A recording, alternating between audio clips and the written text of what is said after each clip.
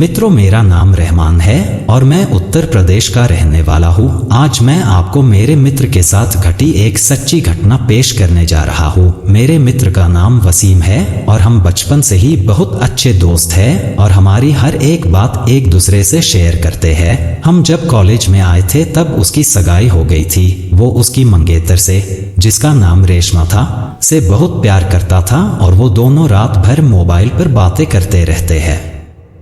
एक दिन की बात है, उसने मुझे बताया कि वो उसकी मंगेतर से रात को बात कर रहा था। वसीम ने उसकी मंगेतर को मिलने के लिए बोला तो उसकी मंगेतर बदली हुई आवाज में बोली, तू ज्यादा मत बोल वरना तेरे को वही दफन कर दूंगी।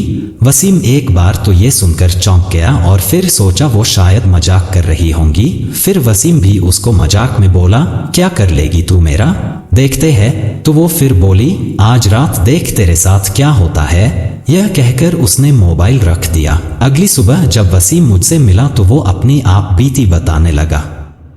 उसने मुझे रात को फोन वाली बात बताई और उस रात उसके साथ जो हुआ वो बताया। उसने बताया कि रात को 2 से 3 बजे के आसपास अचानक उसकी नींद खुली और उसके सामने एक सफेद लंबी दाढ़ी वाला आदमी बैठा था। वो बोलने लगा, ले आ गया मैं, अब देख तेरे साथ क्या होता है। उसने वसीम के गले को पकड़ लिया। ऊपर मेरी सांसें रुक गई। वसीम ने उसी वक्त अल्लाह का नाम लेते हुए नमाज पढ़ना शुरू कर दिया और वो उसके सामने से गायब हो गया। मुझे उसकी बात सुनकर बड़ा अचंभा हुआ कि ऐसे कैसे हो सकता है। उसके अगले दिन वसीम ने फिर अपनी मंगेतर से मोबाइल पर बात की और बोला, कल रात तुम मुझे क्या अनाप शनाप बोल रही थी। उसकी मंगेतर ने कहा, ऐसा कैसे हो सकता है, जबकि कल तो मैंने फोन ही नहीं किया था। ये सुनकर वसीम के रोंगटे खड़े हो गए और उसने तुरंत फोन काट दिया। उसी वक्त वसीम ने मुझे फोन किया कि उसकी मंगेतर की तबीयत खराब है और कल उसके घर पर चलना है। अगले दिन हम दोनों तैयार होकर वसीम की मंगेतर के घर गए। वहां हमने दरवाजा खटखटाया तो उसकी मंगेतर सामने खड़ी थी और बदली हुई आदमी की आवाज में बोली, तू फिर आ गया ना, तूने अगर अंदर कदम रखा तो यहीं पर तेरा जनाजा निकाल दूंगा। वसीम बोला कि ये क्या बोल रही है तू।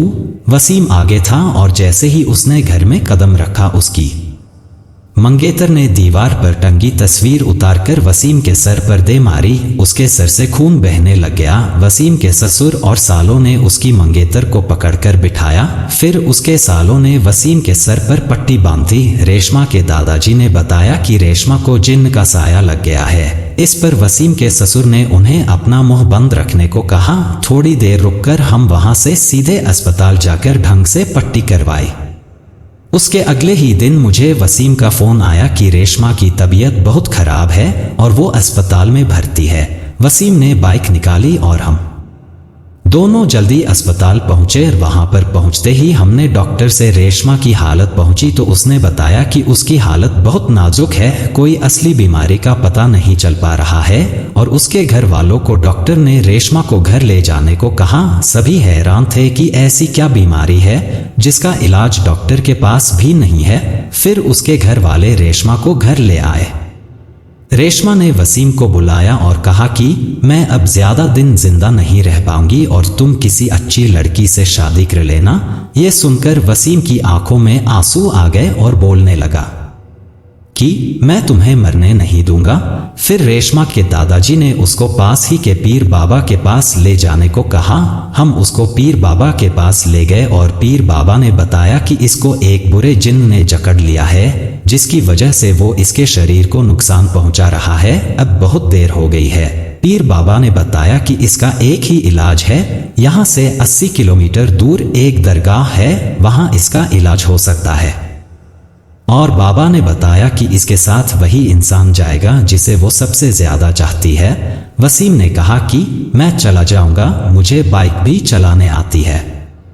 रात के 3 बजे वसीम और रेशमा दोनों बाइक पर निकल पड़े, लेकिन आधे घंटे बाद किसी का फोन आया कि वसीम और रेशमा दोनों एक्सीडेंट में मारे गए। ये सुनकर मेरा रो रो कर बुरा हाल हो गया। मेरा सबसे करीबी दोस्त अब इस दुनिया में नहीं रहा।